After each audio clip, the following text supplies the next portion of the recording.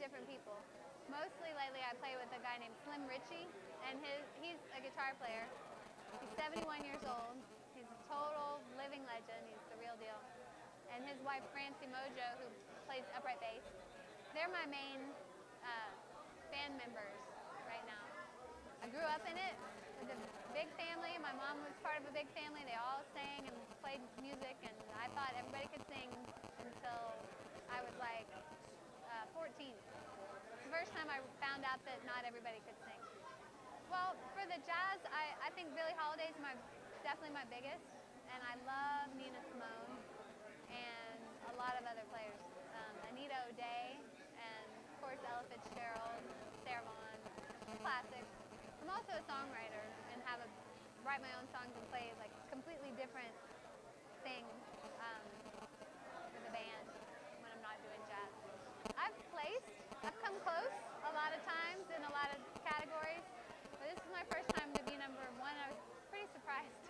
Well, for me, it was Houston to Boston for music school to London, where I spent a few years, like first time I played in any bands and got my chops and started to write songs. And then when I knew I really wanted to do music, I decided Austin was, a good music town. Was ready to not be in Europe any longer, but I didn't want to go back to Houston. Well, first of all, it feeds itself. I mean, it really supports, its own more than any other city.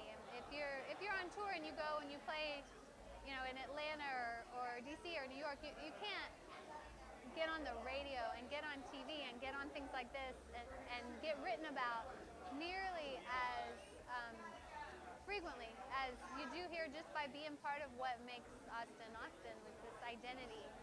There aren't other cities don't make their identity based on what we do.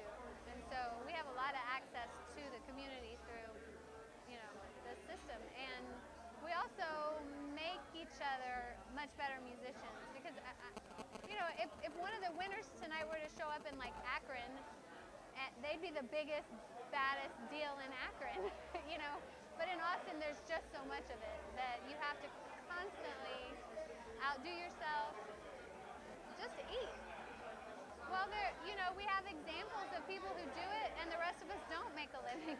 We do our best, and we make a living when we leave Austin. And leaving Austin and touring and making products and doing what you can to, further your career is fed by the fact that we're in such a strong pool of talent that you have to make a better product. You have to be a better performer. You have to get more people to show up. I mean, it really makes you have a better work ethic, and that helps when you leave Austin and go places where you can make money. But I mean, unless you're one of the few who we have to look up to who have managed to pull it off, you don't make a living here.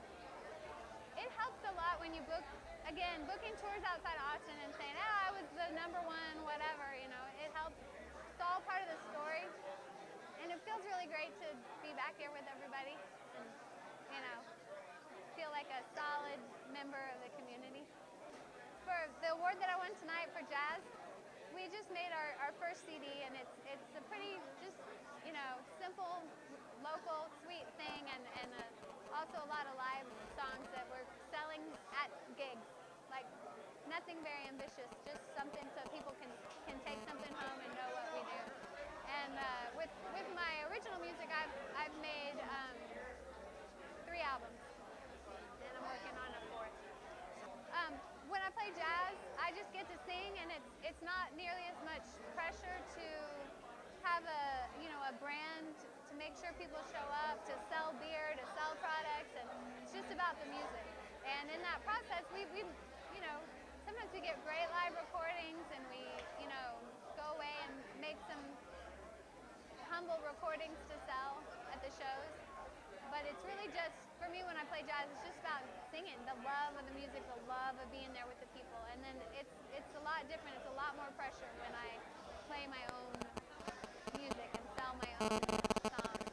Well, it's always fantastic to have a lot of fans, to have them show up when you play, to sell a lot of products. But, another thing that we can all hope for is to have your music placed in film and